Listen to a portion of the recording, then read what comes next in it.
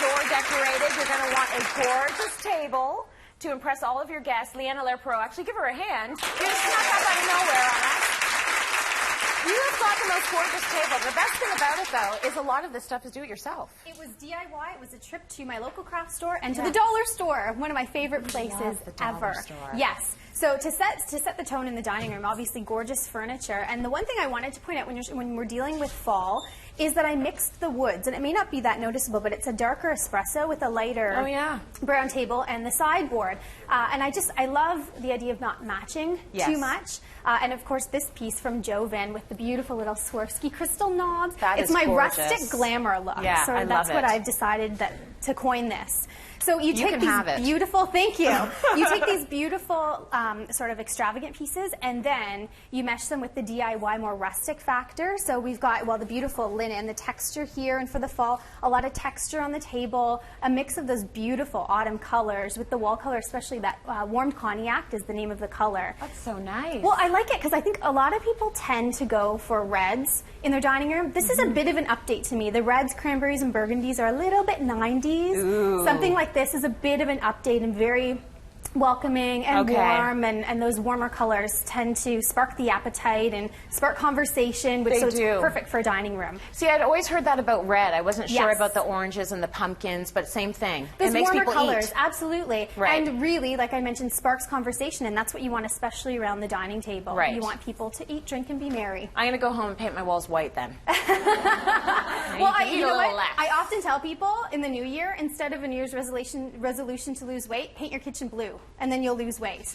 Psychologically, blue will suppress the appetite. Absolutely. All right, writing that one down. All right, let's talk about some of this great do-it-yourself stuff that you got on the table. Some of the DIY pieces that I pulled together, and they're so easy. I can't stress how easy and how inexpensive. The first was just taking simple craft paper. Yeah. And I can lift this. I can lift it. Let's actually show this one. That's a maple leaf. It's a leaf, and it's really simple to do. And what's nice is it is just craft paper. A roll was $3 to pick up. And you can toss them out and recycle them afterwards. So when your husband, Dylan, hello, when you spill all over my napkins and my tablecloth at home, you don't have to wash them. So it's a nice little way. This is a great project for the kids. Well, it is, and even for the kids' table. You can get them painting on it or markering during dinner to keep them quiet. And then another little favorite project of mine was taking the little, these are artificial gourds. I was going to say, wow, my gourd's pretty light. Yeah, they're artificial. You could definitely use real, but painting them with chalkboard paint, so they become your little place card. Oh, that's so your little cute. Seats, I love that. And then the wine glass. I want you to pick up your wine glass there. Oh, I wasn't sure what that was. It's very soft. It's chenille I know you can't yarn. Feel it. I love the fall for the cozy sweaters we wear, and we get warm and the tactile little elements. So having a little bit of chenille yarn adds that little bit of extra touch to the dining table. So you will go through many bottles of wine with these glasses. Yeah, absolutely, absolutely. And just beautiful ebonized plates, like the ebonized pewter. So layering all the textures, beautiful accessories from in-house. But talking about texture, I want to show you how to make this mirror. It was an easy DIY project, and I like it just as a little introduction to the living space, for the dining space for the holidays. Well, it's nice also because it's a pretty key piece in the dining area. Well, to know that you can do that at home. Usually, you know, if you're going to get art, that's going to be kind of pricey. Absolutely. You know, it was or a really even easy buy project. a mirror, that can be pricey as well. So it's nice that you can make this. It's something you can put up even just for that one dinner party and then store for the rest of the year. But it really ties the whole look into the space for the season. Lovely. Okay, so how do we make this? Well, the easy project was taking a piece of plywood. This is 1/2-inch plywood, and of course priming it. And the reason why you want to prime it is because you can see on the back wall there, it has a lot of texture. Yeah. So I'm doing a take on Venetian plaster without using very expensive Venetian plaster. I'm actually just using poly filler. Okay. So it's a nice lightweight product to use. So poly filler. I'm just going to show you the key with this is when you're troweling it on, and first I should note as well, because we put a frame around it and a mirror in the center, we just put some, I put some low-tack tape there so that we can peel it off and the plaster isn't raised too much so that the mirror sits away from the frame. So you just want to really haphazardly put this on, but the key is to put it on in about a 1/4 inch depth. So pretty thin, and you would put this over top of the whole surface. Yep. And then what we did is press leaves into it, but you can try it, but I'm going to warn you. This really needs to set up for about 2 to 5 minutes. Okay. Because you just, otherwise, and I'll show you, it gets a little bit goopy. So you don't really want that happening. It gets a little goopy. I don't know. Is that so bad? It's not terribly bad. Yeah. But just trust me, the fact that if you let it sit for a few minutes, it would be set amazing, up nicely. right? And then what I just did is took the end of my paintbrush, and you can do, you know, your branch patterns there. So then you just let this dry. Okay. Let it dry once you've got all the plaster on. Now, do you have to be fast with this when you're applying it? You do have to be a little bit fast, and the nice thing is, if you made a mistake like we just did, yeah. we won't lie. You're right, it didn't look so great. It didn't look good. That you can just go right back over top. You don't have Thank any. you. Okay.